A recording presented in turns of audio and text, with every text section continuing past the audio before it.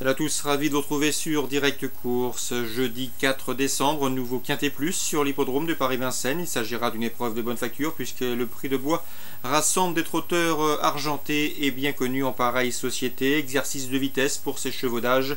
Ils seront 15 au départ de cette édition 2014. Mon favori sera un rentrant, le numéro 3 Beckman. Le cheval a été l'une des révélations du dernier meeting d'hiver, une période durant laquelle il a signé 6 succès, dont 3 sur le parcours qui nous intéresse. C'est vrai qu'il effectuera une rentrée, mais si son entraîneur Fabrice Soulois le défère des 4 pieds pour cette reprise de contact, il faut y voir un signe de confiance.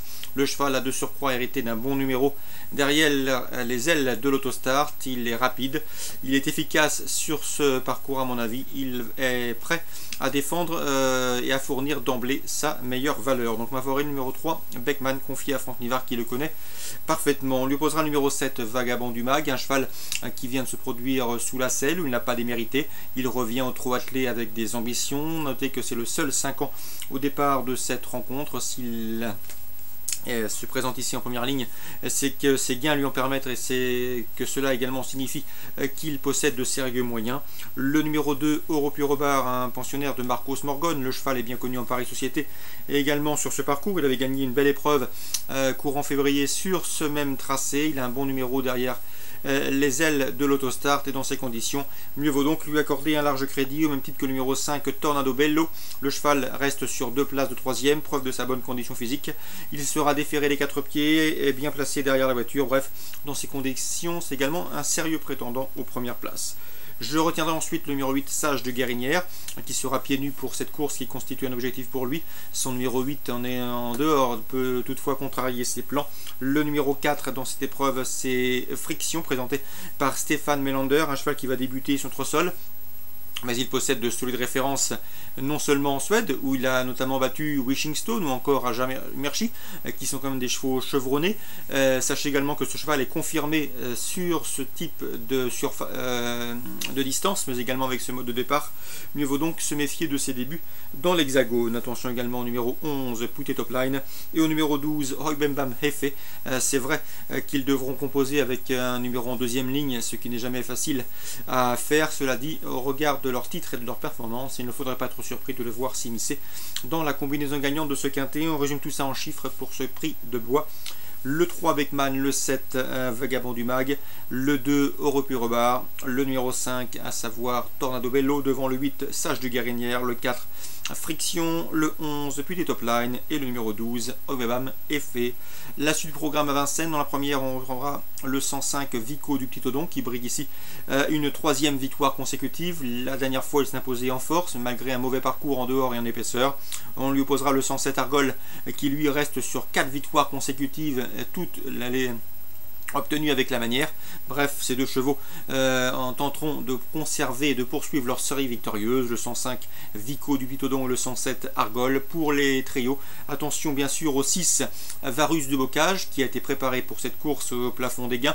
Le cheval sera déféré des 4 pieds. Sa dernière sortie pieds nus a été couronnée de succès. Il fait face à un bel engagement et il possède également le meilleur chrono du peloton sur le parcours qui nous intéresse. Attention également au numéro 2 Aravis Rock pour une cote, pour une 3e, 4e place et belle cote, puisque Bruno m'a toujours indiqué que ce cheval était à suivre lorsqu'il était pieds nus et surtout sur les parcours de vitesse. C'est un adepte des tracés réduits.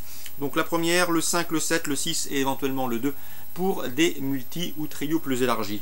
Dans la deuxième, je reprendrai le 209 Botido qui n'a pas manqué ses débuts à Vincennes où il s'est imposé très facilement dernièrement. Rien ne s'oppose à une confirmation.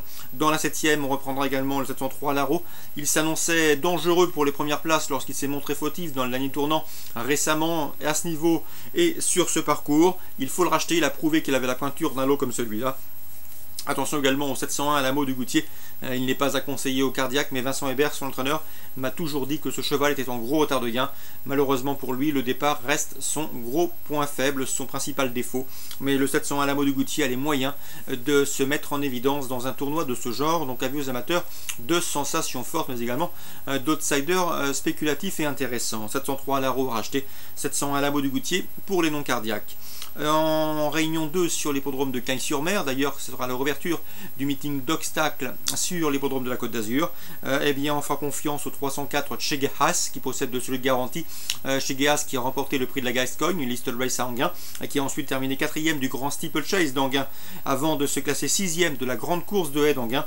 Bref, elle a des sérieux de référence, elle débute ici à Cagnes-sur-Mer avec une belle chance de succès. On lui posera le 302 Nando qui lui avait été jugé digne de participer au prix Ferdinand Dufort. Comme vous le savez, c'est un steeplechase estampillé groupe 1. 304 chez AS, premier coup de cœur.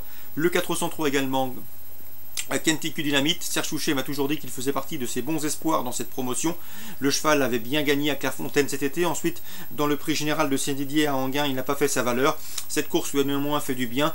Il devrait se plaire à Cagnes-sur-Mer et d'après Serge Souchet, le cheval est moyen de se mettre en évidence tout au long de l'hiver sur cette piste azuréenne. Attention également 405, c'est Monsieur Gibraltar qui vient d'ouvrir son palmarès sur les haies toulousaines. 403, 405. Je termine avec le 507. One d'argent. Ce cheval, à l'âge de 2 ans, avait gagné Listed Race. C'est également placé au niveau groupe 3. Il n'a pas manqué ses débuts sur les obstacles, où il a pris une bonne deuxième place le mois dernier sur l'hippodrome d'Anguin. À mon avis, dans ce lot, c'est un lauréat en puissance. Je résume tout ça pour Cagnes-sur-Mer en réunion 2. Le 304 chez Haas, le 403 Kentucky Dynamite et le 507 One d'argent. Excellent jeu à tous, bonne journée et à demain.